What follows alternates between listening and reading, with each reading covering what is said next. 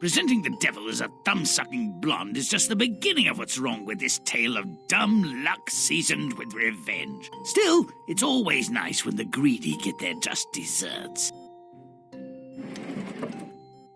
When a poor woman gives birth to a boy with a caul covering his face, the midwife proudly announces its significance. At 14, this lucky stiff will marry your daughter, King. She'll be ecstatic.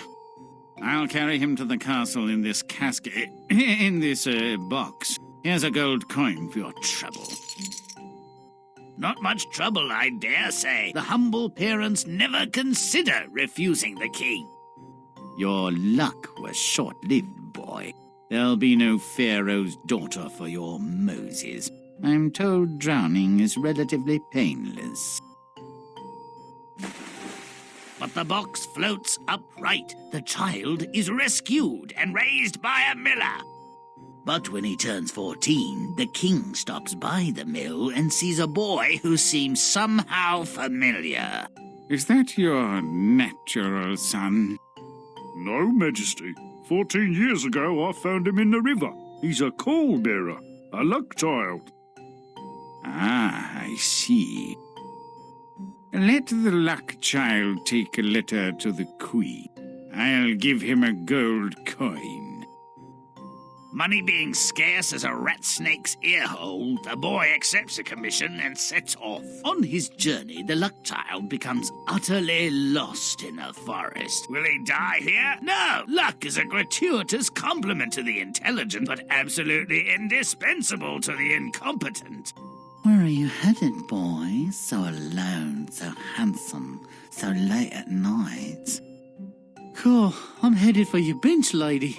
This letter for the Queen will have to wait. I'm lost and can't walk another step. You've happened upon a den of vicious thieves. When they return, they'll kill you just for breathing. You need some protection. Hardly. Let them come. I'm not afraid. I'm tired. Sleeping now.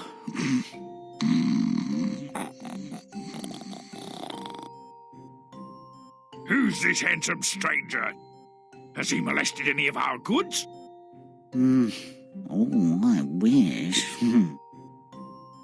No, he's taken a letter to the Queen. The king orders his boy's execution. Let's dip his hand in warm water for a lark. We hate the king. Let's change it. The robbers substitute a marriage proposal to the princess for the death warrant, and they send him on his way, unmolested. The queen, evidently unfamiliar with her husband's handwriting, mounts a marriage between the princess and the luck child. But at the splendid wedding feast that followed, the king returns, and very pissed he is. You tricked me somehow, but not forever. To be worthy of my daughter, you must fetch from hell 3 golden hairs from the head of the devil. Fine. I'm not afraid of the devil. Not afraid of the devil? Well, there's a tip-off right there. In any case, he sets off. The road leads him to the gates of a village. Stop, stranger. Tell me why our fountain, which once flowed wine, no longer gives even water, and you may pass.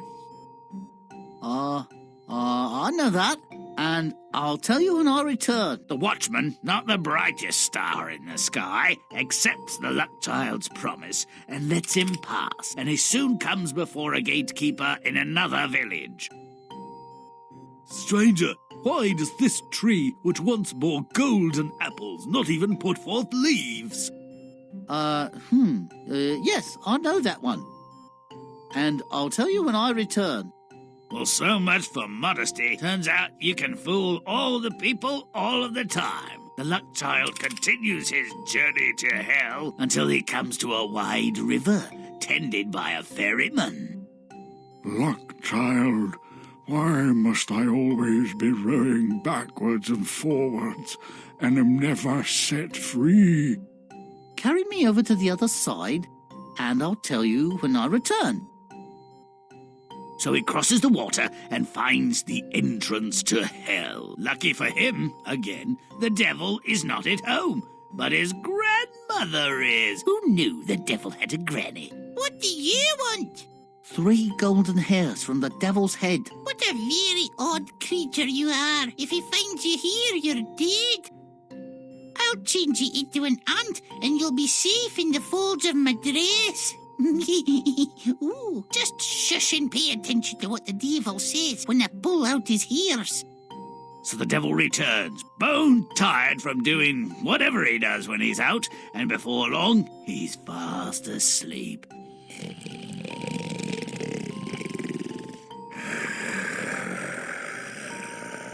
Granny pulls out his golden hair, one by one. Oh, damn, Granny! That's smart! What are you doing, you old butt? You want us to heat you up, or box your ears, or other ways abuse you? I had bad dreams, so I seized hold of your hair. And in explaining her dreams, she collects answers to the Luck Child's questions, along with the hairs. The Luck Child returns, bearing rewards for providing answers to the grateful watchman and gatekeeper. And he delivers the 3 golden hairs to the rapacious, insincere, and arrogant king. Excellent. You can keep my daughter, but dear son-in-law, where can I get some of that gold? Across the river. Let the ferryman take you over, and you can fill your sacks as much as you want on the other side. At the river, the greedy bastard hails the ferryman. Would you hold me oar for half a mo, Gov? It's quite an imposition, but if I must, get along with you then. Ta-ta, mate. Have a nice day. I'm off, you're on, forever. This was the strategy the Luck Child had from the devil's own lips. Worked well. So as punishment for his wickedness, the king has to row. Perhaps he's ferrying still. The Luck Child survives on the kindness of strangers. Should have perished 10 times over as he lost his way and muddled through life. It's often said that it's better to be lucky than good, but it's not terribly satisfying. If you like a bit more grit with your gruel, nom, nom, nom, lay on. Being born with the placenta covering your face makes you lucky? Thankfully, superstition has no sense of decency, but it's almost gross enough to bother me. Holy mother of blood, yeah, take that, you bloody gate! The king takes an immediate disliking to the bloody-headed Luck Child and his presumptive son-in-law and tries to drown him. This is luck, is it?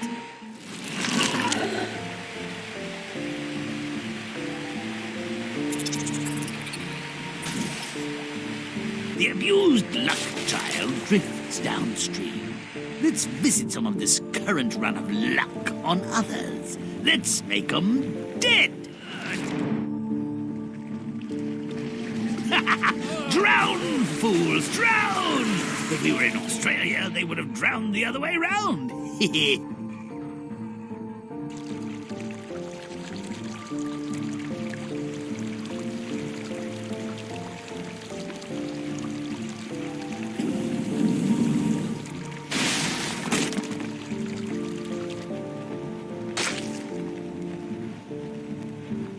The lucky child grows into a lucky young man, at which point the king sends him to deliver a message. I guess he never bothered to find out who threw him in a river. Dolt! Let's make him pay for his lack of curiosity. Tired and lost in the forest, Lucky stumbles upon a cabin where a woman with more on her mind than evening prayers advises him to leave before her dodgy housemates return. But of course he stays. This luck thing has gone to his head. Let's make him regret it.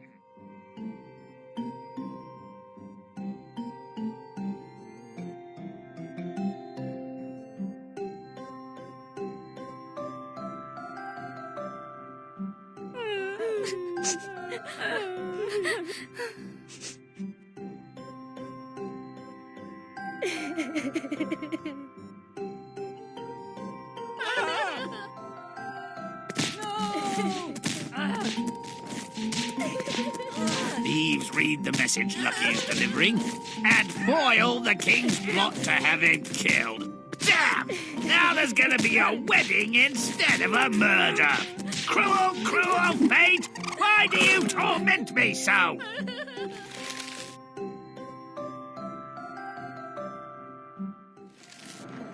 Lucky indeed. He stumbles into marrying the princess. This guy isn't lucky. He's just annoying. I hate weddings.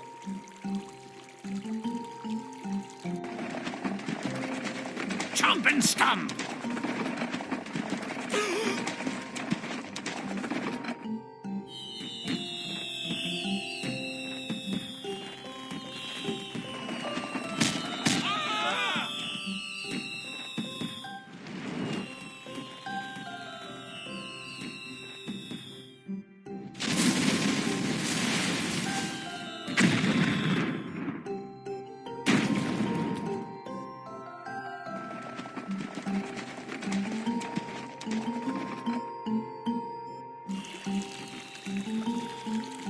The pissed-off king once again intervenes. This guy's really growing on me. And sends Lucky on a suicide mission. To confirm your worthiness to marry my daughter, recover 3 golden hairs from the devil and bring them to me.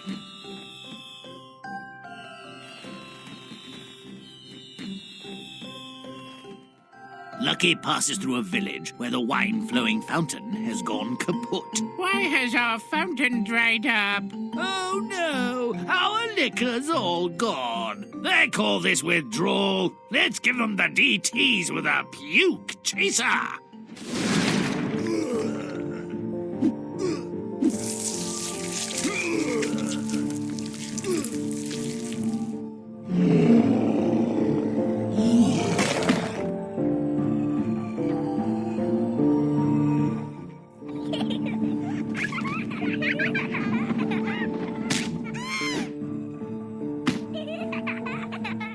Repulsive.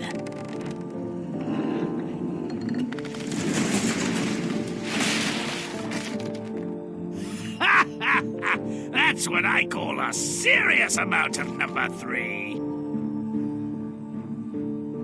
Why do these villagers think this kid can help them with their stupid problems?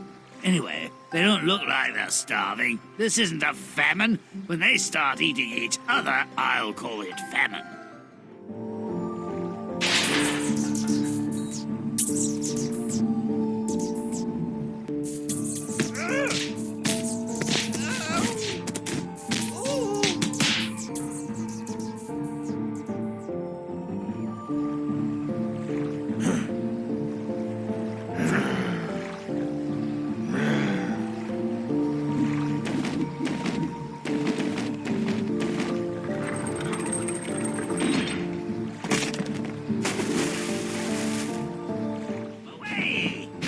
You skinny! Wish you'd spent less time in the vomitorium, I bet.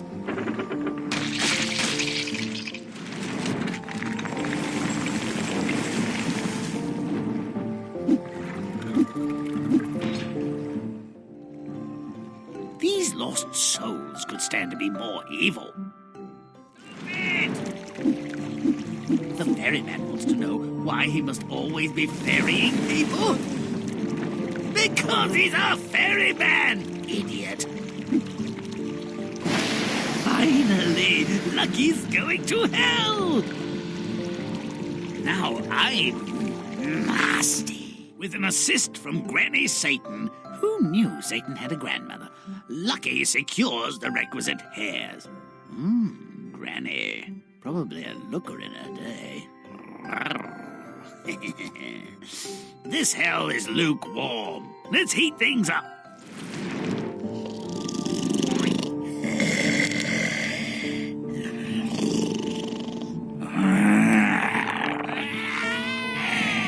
Get off of my belly.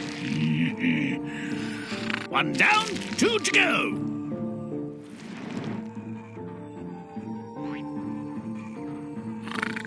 Heed, pants now. Whoa. Two down, one to go.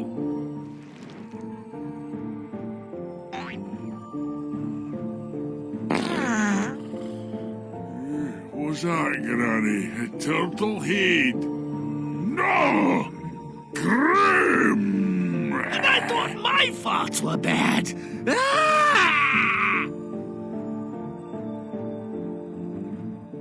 Lucky returns home with the devil's hairs and 4 gold-bearing asses, rejoicing all around.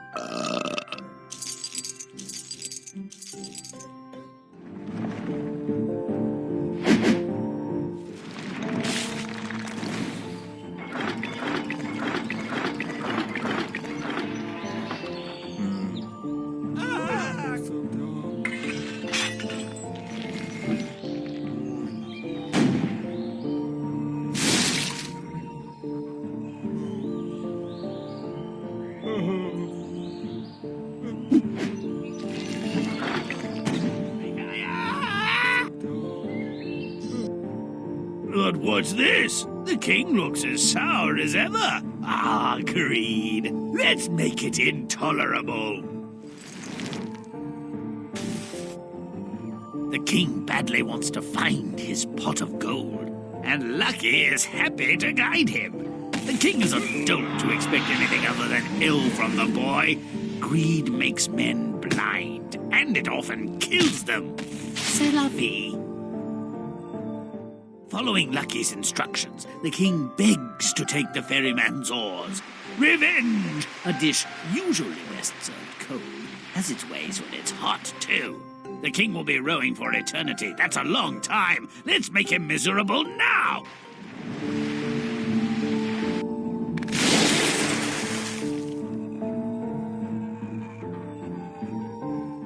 Good!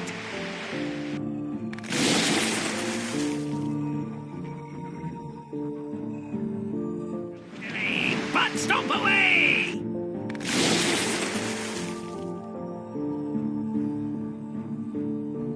Drop and stop!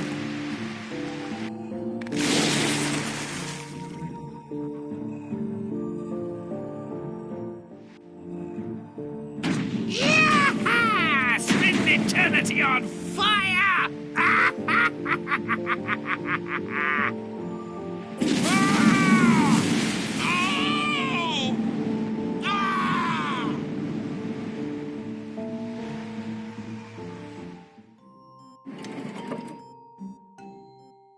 We'll ignore the fact that coal-bearers rarely saw day 2 of their lives. Calling them lucky was an attempt to ward off the sinister consequences the ignorant believed inevitably attended such a birth.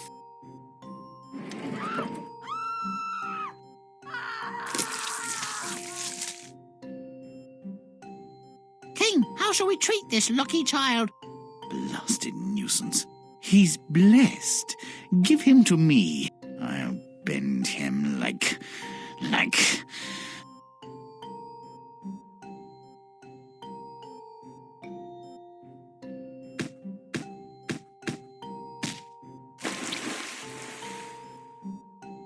But the luck child ran aground before he drowned. Oi, what's all this thing? A bleeding baby? Barely enough for the giant's aperitif. But maybe if I grind his tiny bones, I'll get dinner. And instead of becoming bred, the luck child is adopted by the giant as if he were, like rain, a gift from God. Remind me why I haven't eaten you, boy. I'm lucky. I believe you are. Living in a man-eating giant's grist mill, it's remarkable that his luck held. But it did. Even when the king cajoled him to walk through the woods carrying his own death warrant. Lady, I'm lost and about to drop. Oh, come in, dearie. I'm sure we can work something out. Ah, what wonders a pleasant way and soft hands can accomplish. The thieves turn the tables on the king and send Lucky on his way. He delivers the new message, is betrothed and married to the princess the same day. But then the king returns, mightily frosted. Unless you want to wake one day on the business end of a noose, go to Satan and collect 3 of his short golden hairs. So off he goes. Turns out the road to hell is paved with much more than good intentions and some hard questions. Answer me this, you miserable cur. Where is water when you need it? How the bleeding hell should I know? But lamp oil's a filthy habit, dangerous too. Try apple juice, mate. As he travelled on, the questions and the scenery didn't improve. Why have our fruit trees gone barren? Now we eat each other. So many questions, so few answers. Do I look like an encyclopedia? I can barely read. Change your diets, maybe. More veg. Finally, he came to the watery entrance to hell, the river Styx, and another hard query. Why do I always have this stinking bloody oar in my hand? Don't be so selfish. Let somebody else row.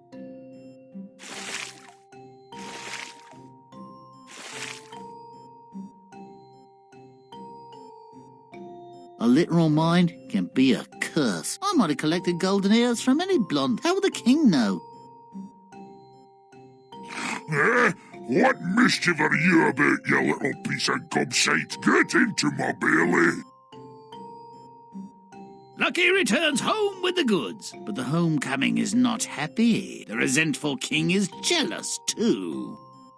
I must secure some of whatever you've brought. How? A fearsome ferryman will show you a productive vein, but only if you touch his awesome and disgusting oar. He's very fond of it, so distract him, then grab it and hold on tight. He'll tell you to go to hell.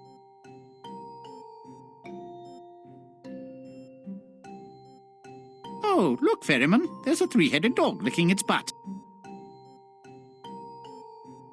Ha, you fool! Now I am the ferryman.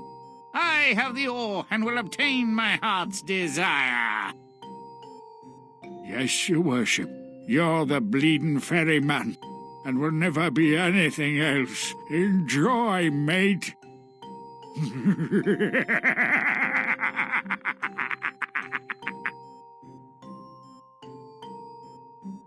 He'll man that oar forever. Or until he meets someone as stupid as himself. A suitable job for a murderous, covetous, and arrogant failure. Would that revenge was so easy to achieve, and its object so easy to dupe. I could be almost happy. May all our stories end so well. Until next time.